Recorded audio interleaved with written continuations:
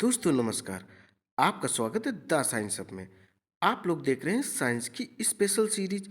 आज है 43 सीरीज। अब तक 42 सीरीज कंप्लीट हो चुकी हैं। ये इम्पॉर्टेंट है PhD, TST, super TET, TET किसी भी स्टेट का, railway group D, NTPC mains, even जितने भी एग्जाम्स होते हैं जिसमें साइंस आती, ये सीरीज सभी के लिए इम्पॉर्टेंट है।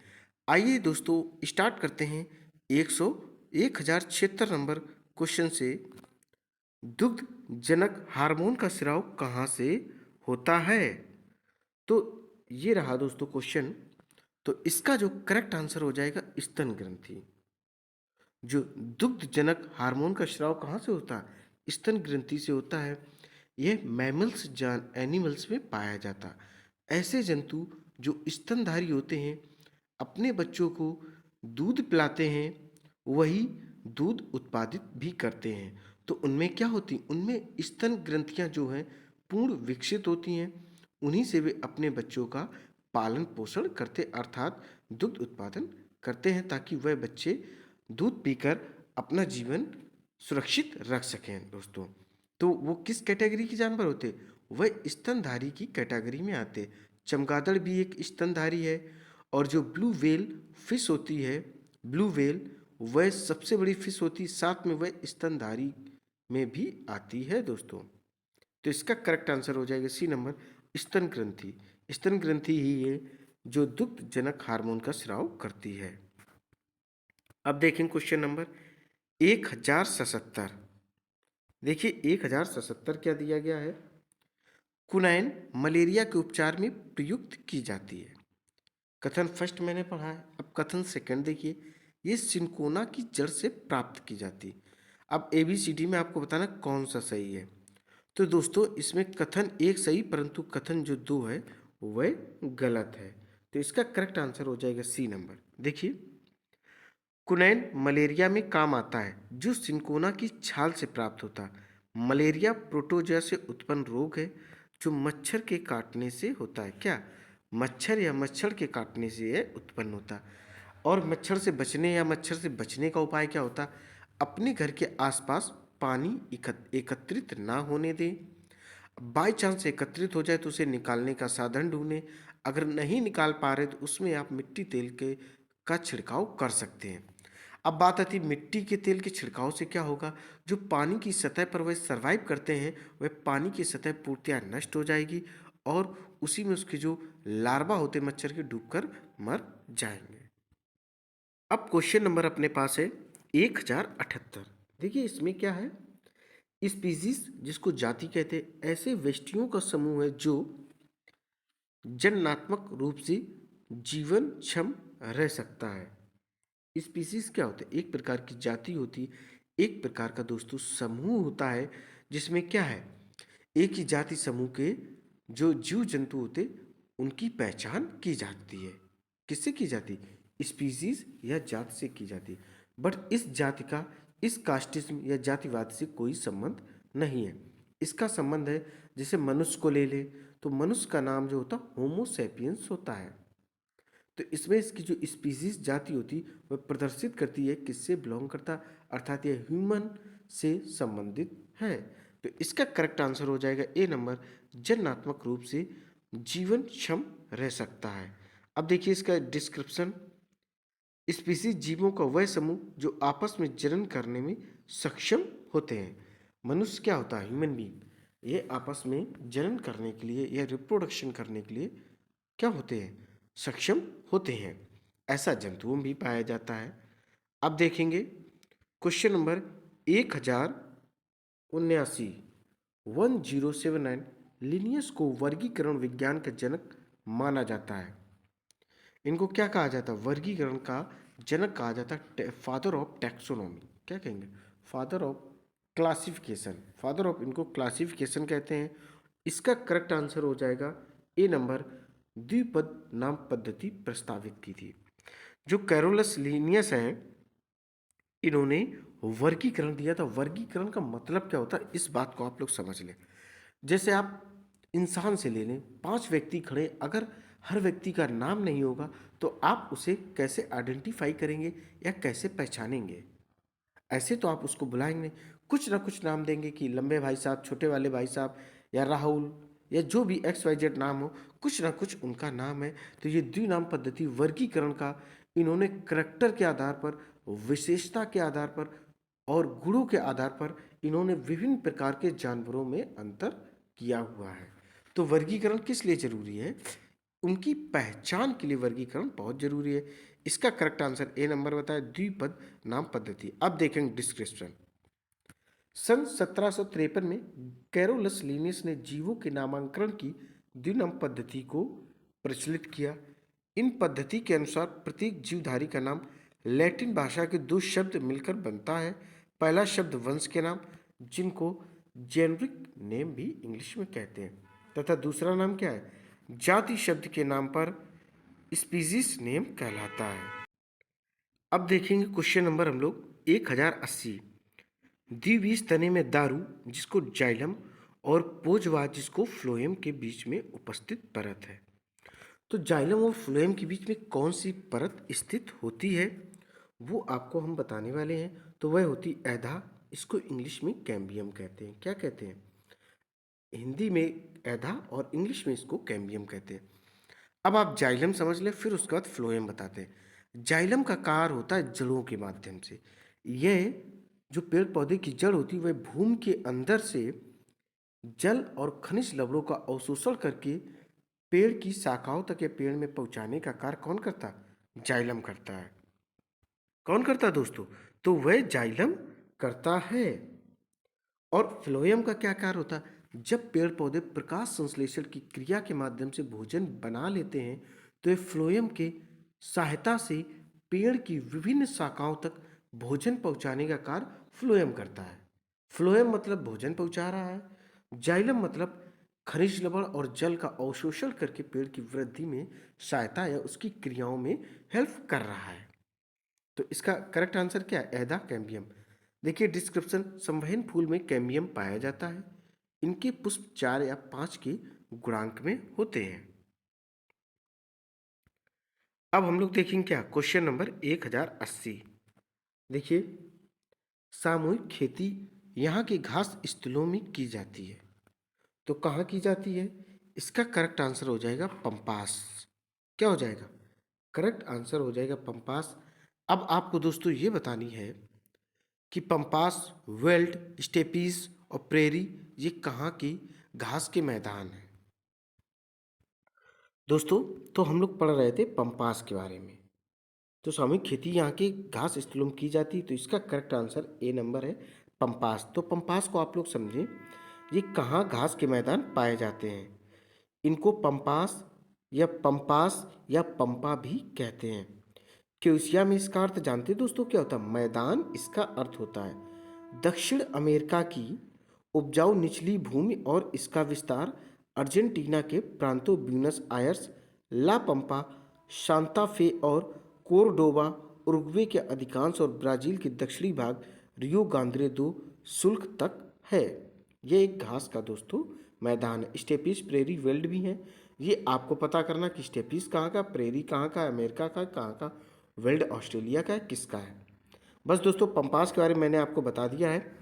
अब देखेंगे हम लोग नेक्स्ट क्वेश्चन 1082। 1082 में देखिए, फन में दारू है। तो इसका करेक्ट आंसर हो जाएगा सी नंबर, बाहा आदि दारुक। बाहा आदि दारुक सबसे बाहरी कोशिका होती है।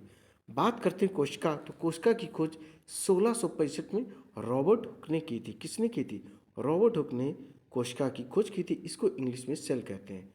प्लांट सेल और एनिमल सेल, अर्थात पादप सेल और जंतु सेल, दो प्रकार की सेल पाई जाती है।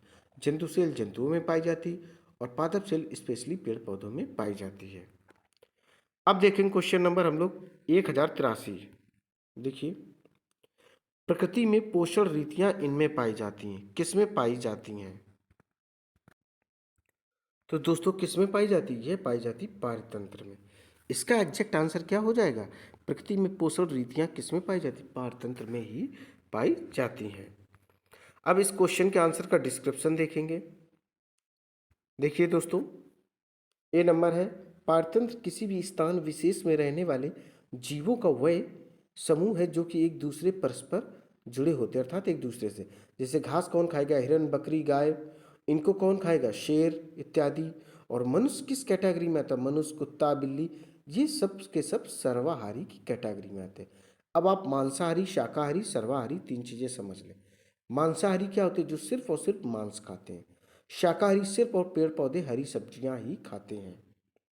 सर्वाहारी जो हरी सब्जी भी टाइम पर खाए और टाइम पर क्या खाए? मांस भी खाए, वह सर्वाहारी की कैटेगरी में आते हैं। और सर्वाहारी को ओमनीवोरस इंग्लिश में कहते हैं। मांसाहारी को क्या कहते हैं? ये दोस्तों आपको बताना है। और उसको शाकाहारी को क्या कहते हैं? ये दोनों चीज़ें आपको ही बतानी है।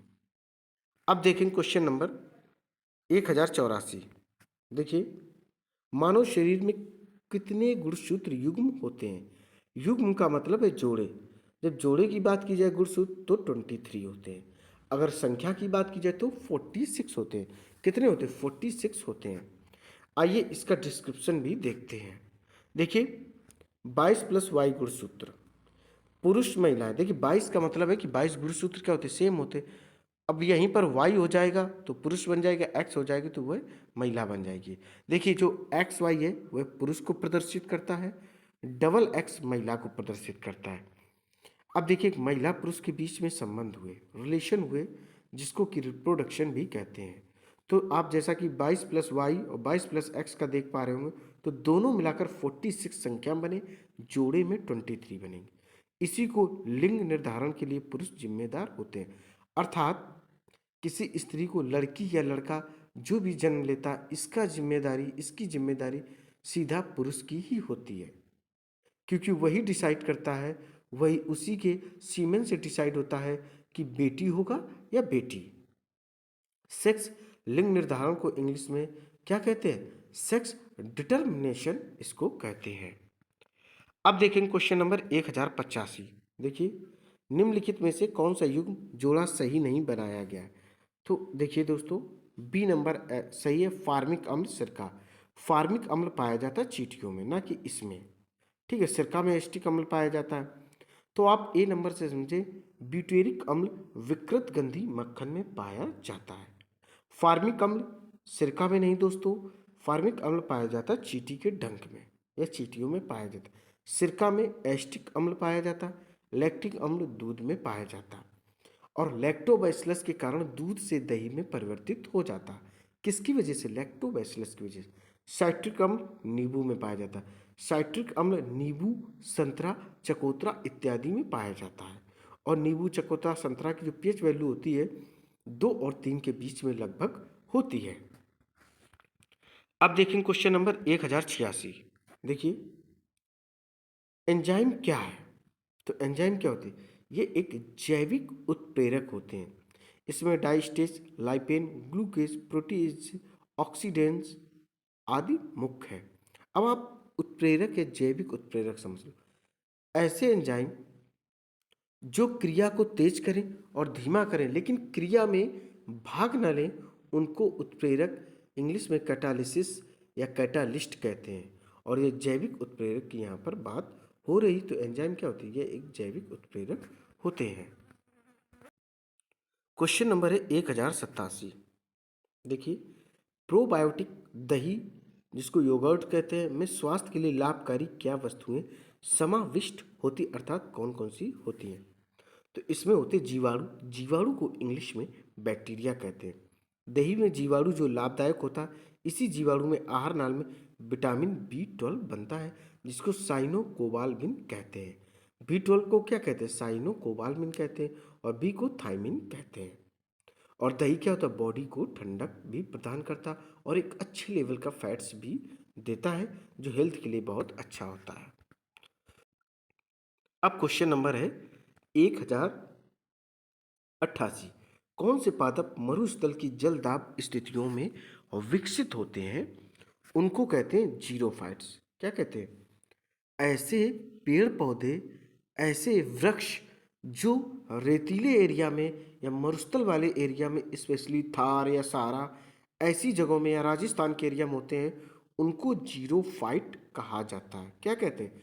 जीरोफाइट उनको कहा जाता है। इसका एक एग्जाम्पल भी जान लो।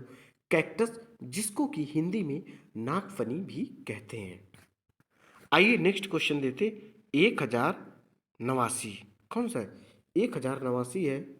देखिए, युग्मन और प्रतिकर्षण किसकी दो अवस्थाएं हैं? तो इसका करेक्ट आंसर हो जाएगा सहलग्नता की। जो युग्मन और प्रतिकर्षण जो अवस्थाएं हैं वह सहलग्नता की ही हैं। अब देखिए डिस्क्रिप्शन, ये देखिए दोस्तों चित्र आप लोग देख पा रहे होंगे। ये देखिए किस तरीके से ज्वाइंट करके बना है, यही सहलग्नता कहलाता है। अब क्वेश्चन नंबर देखेंगे 1090। क्या देखेंगे? 1090 देखेंगे। बहुअंडपी जिसको मल्टी कार्पेलरी या विक्तांडपी या एपोकार्पस इंग्लिश में कहते हैं, जैंगता जिसको गाइनोसियम कहते हैं, से किस किस्म का फल प्राप्त होता है? बहुअंडपी का समझ लो जिसमें काफी अंडे होते हों। इसका जो करेक्ट आंसर हो जाएगा ए नंबर गुच्छेदार। ये असत फल का निर्माण करता है जो कि गुच्छे में पाया जाता है। ऐसे फल जो गुच्छे के रूप में पाए जाते हैं, अंगूर हो, केले हो इत्यादि, क्या है? ये सारे के सारे बहुअंडपी या मल्टी कार्पेलरी के अंतर्गत आते हैं। क्वेश्चन है 1091। जीवों के उनके पर्यावरण के संबंध में अध्ययन को क्या कहते हैं? तो देखेंगे दोस्तों, इसको कहते हैं पारिस्थितिकी विज्ञान। क्या कहते हैं? पारिस्थितिकी विज्ञान या इकोलॉजी साइंस भी इसको कहते हैं। जीवों के उनके पर्यावरण के संबंध में, अर्थात जितने भी पृथ्वी पर जीव जंतु रहते हैं, जीवों का मतलब होता है, जीव का मतलब होता है बायो, जीव विज्ञान अर्थात बायोलॉजी, जिसके अंतर्गत हम पेड़ पौधों और जानवरों का अध्ययन करते हैं, उसे जीव विज्ञान या जीवों का विज्ञान भी कहा जाता है। The study of plants and animals is said to be biology. अगर आपसे पूछा जाए कि जीव विज्ञान या जीवों के पितामह कौन है विज्ञान के अध्ययन के, ये अरस्तु, इंग्लिश में इनको अरिस्टोटल कहते हैं। और इसके अंतर्गत जितने जीव जंतु जैसे पेड़ पौधे, विभिन्न प्रकार के शेर, चीते, घोड़ा, हाथी, गाय, बकरी, भैंस, ह्यूमन बीइंग, इनका वातावरण के साथ कैसा संबंध है, इसके अध्ययन को, इसके स्टडी को पारिस्थितिकी विज्ञान या इकोलॉजी साइंस भी कहते हैं। मैंने आपको बायोलॉजी के बारे में बताया। बायोलॉजी के दो पार्ट्स होते हैं, बॉटनी एंड जूलॉजी। क्या होते हैं? बॉटनी, जूलॉजी, इनके दो पार्ट्स। तो दोस्तों इसको क्या कहते हैं? इकोलॉजी, इकोलॉजी साइंस भी इसको कहते हैं। अब नेक्स्ट क्वेश्चन देखेंगे 1092। कौन सा? 1092। देखो, पत्ता गोभी खाद्य पदार्थ का संग्रह कहाँ होता है? तो इसमें किस में होता है? पत्तियों में होता है। अब इसका डिस्क्रिप्शन समझ लें। जैसे पत्तियों का खाद्य पदार्थ पत्ता गोभी, जड़ का खाद्य पदार्थ चुकंदर, चुकंदर स्पेशली इंपॉर्टेंट होता है ब्लड के लिए, और पत्ता गोभी होती है इम्यूनिटी पावर के लिए। तना का खाद्य पदार्थ आलू, आलू में कार्बोहाइड्रेट पाया जाता है जो हमें ऊर्जा प्रदान करता है। अब जैसे फल का खाद्य पदार्थ, तो यह सेब, सेब में आयरन पाया जाता है जो कि क्या है हमारे अंदर, आयरन तत्व का रोल क्या होता है? आयरन जो एक एलिमेंट्स होता है, इसका रोल होता है ब्लड के निर्माण में, रक्त के निर्माण में हेल्प करता है। और सेब में कौन सा? लौह तत्व पाया जाता है। क्वेश्चन नंबर देखेंगे 1093। लौह की कमी से कौन सा रोग होता है? तो यह होता है दोस्तों, यह होता है रिकेट्स। लौह की कमी से क्या होता है? रिकेट्स अर्थात सूखा रोग। और रिकेट्स की एक और विशेषता होती है, रिकेट्स स्पेशली बच्चों में अगर पाया जा रहा है तो उसमें कंडीशन होगी कि बच्चे का पेट निकल आएगा, हाथ पैर एकदम पतले हो जाएंगे। अगर ये बड़ों में पाया जा रहा है स्पेशली, तो उसको ऑस्टियोमोलोसिस या हड्डियों की तन्यता भी कहते हैं। इसमें युवा की हड्डियां जो हैं मुड़ जाती हैं। रिकेट्स अर्थात इसकी पूर्ति कैसे करें? तो आयरन से तो हो रही, इसके अलावा विटामिन डी भी इसका एक मुख्य स्रोत होता है। विटामिन डी कहाँ से मिलेगा? सूर्य प्रकाश या दूध वगैरह से भी मिलता है। दूध जो है अपने आप में एक संतुलित आहार होता है। अब बात करेंगे पोलियो। पोलियो वायरस से होता है। भारत में पोलियो की दवा मुफ्त दी जाती है। 2 बूंद जिंदगी की, क्या कहा जाता है? 2 बूंद जिंदगी की। स्कर्वी, ये विटामिन सी की कमी से होता है। इस बीमारी में मसूड़ों से रक्त निकलने लगता है। और स्कर्वी जो विटामिन सी है, इसका जो वो नाम होता है एस्कॉर्बिक एसिड होता है इसका साइंटिफिक नेम। और यह हमें प्राप्त कहाँ से होता है? सारे खट्टे पदार्थों से प्राप्त होता है। अब देखें ग्वाइटर, ये आयोडीन की कमी से होता है। इसमें गला में बड़ा सा ट्यूमर निकल आता है, सांस लेने में प्रॉब्लम होती है, सोने में घर घर की आवाज़ आती है। आयोडीन मुख्यतः में नमक से प्राप्त होता है। नमक का सूत्र NaCl होता है। और दोस्तों ये सारी की सारी चीज़ें हेल्थ के लिए अच्छी हैं, इनको एक बैलेंस या संतुलित आहार के अंतर्गत जरूर लेते रहे, सारे के सारे विटामिन और जितने के जितने पोषक तत्व हैं सभी को। अब देखेंगे क्वेश्चन नंबर 1094। देखिए, पुंकेसर अपने पराग कोषों से और पत्तियों से भी किसमें परस्पर मिले होते हैं? तो ये मिले होते कंपोजिटी से। कंपोजिटी का अर्थ युग्मक, जब युग्म कोश या पराग कोश से जुड़ा होता है। अब देखेंगे क्वेश्चन नंबर 1095। देखिए, निम्नलिखित में से किसमें बहुल बाह्य त्वचा पाई जाती है? तो यह पाई जाती एमारेंथस में। किसमें पाई जाती? एमारेंथस में बहुल बाह्य त्वचा पाई जाती है। अब देखो क्वेश्चन नंबर 1096। देखिए, ब्लड कैंसर को आमतौर पर इस नाम से जाना जाता है, तो इसको ल्यूकेमिया के नाम से जाना जाता है। ब्लड कैंसर में होता क्या है? जो ब्लड होता, रक्त होता है, वह उसमें कैंसर हो जाता है। फिर वो व्यक्ति जीवित कैसे रहता? तो उसका 3 महीने 6 महीने के अंतर्गत ब्लड पूरी बॉडी का निकाला जाता और दूसरा ब्लड चढ़ाया जाता। एक साइड से उसकी बॉडी का ब्लड निकाला जाता और एक साइड से उसकी बॉडी में ब्लड डाला जाता। ये बहुत कॉस्टली होता है दोस्तों। क्या? और कैंसर की एक बात बता दें, ये होता कैसे? जब कोशिकाएं अनियंत्रित वृद्धि करती हैं तो कुछ समय बाद ये कैंसर का रूप धारण कर लेती है। कैंसर में 4 से 5 स्टेज होती। अगर आपको 1 से 2 3 स्टेज तक पता चल जाता है तो कैंसर का ट्रीटमेंट है, बट अगर इसके बाद पता चलता है तो कैंसर का ट्रीटमेंट इम्पॉसिबल होता है। अब इस क्वेश्चन के आंसर का डिस्क्रिप्शन भी देख लीजिए। ल्यूकेमिया ओकोजीन लाल रक्त कोशिका को प्रभावित करता है, जिससे इसका निर्माण रुक जाता, जिससे एक कैंसर का रूप धारण कर लेती है। आ जाइए क्वेश्चन नंबर पे 1097। प्रकाश संश्लेषण का प्रथम स्थायी उत्पाद क्या है? तो वह सुक्रोज, इसको इक्षु शर्करा भी कहते हैं। देखिए, रासायनिक प्रकाश क्रिया, जिसको प्रकाश संश्लेषण इंग्लिश में फोटोसिंथेसिस भी कहते हैं, यह क्रिया क्लोरोफिल के ग्राना में संपन्न होती। इस अपक्रिया के लिए ऊर्जा प्रकाश अपक्रिया से मिलती है, इस कारण इसे अप्रकाशिक अपक्रिया कहते हैं। इस अपक्रिया में प्रकाश के दौरान उत्पन्न NADPH2 एवं ATP दोनों अणुओं का प्रयोग होता है। किसका होता है? इन सब का प्रयोग दोस्तों होता है। अब देखेंगे क्वेश्चन नंबर 1098। देखिए दोस्तों, पीएच स्केल का परिसर क्या है? तो इसका होता है 0 से 14। 7 के नीचे एसिड, 7 के ऊपर बेस, बेस मतलब क्षार, एसिड मतलब अम्ल, 7 पर न्यूट्रल अर्थात उदासीन। देखिए, पीएच स्केल की खोज SP सोरेनसन ने की थी। किसने की थी? SP सोरेनसन ने इसकी खोज की थी। इसमें 0 से 14 तक के खानों में बांटा गया है। पहले 0 से ज़्यादा तथा 7 से कम के खानों में अम्ल को माना जाता है। अंतिम के 7 से ज़्यादा तक 14 तक खानों में क्षार का मान रहता है।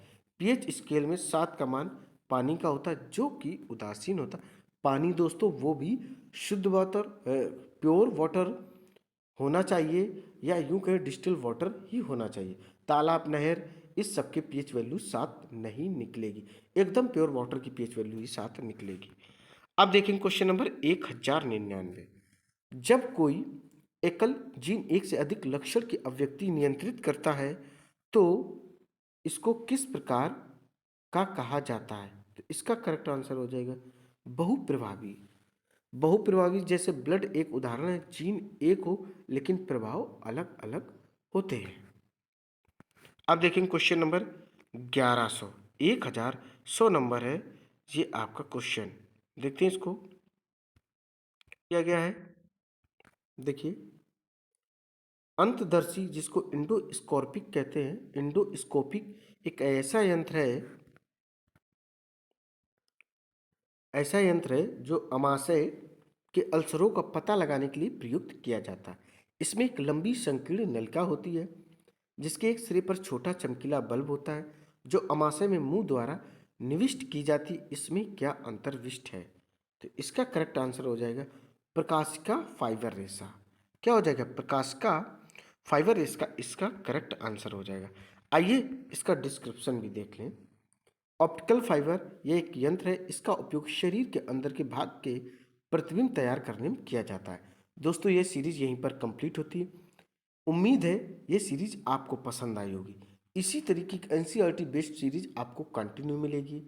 आपको करना क्या, इस सीरीज को अधिक से अधिक लाइक करें, शेयर करें और मेरे चैनल को सब्सक्राइब करें। दोस्तों जय हिंद, जय भारत।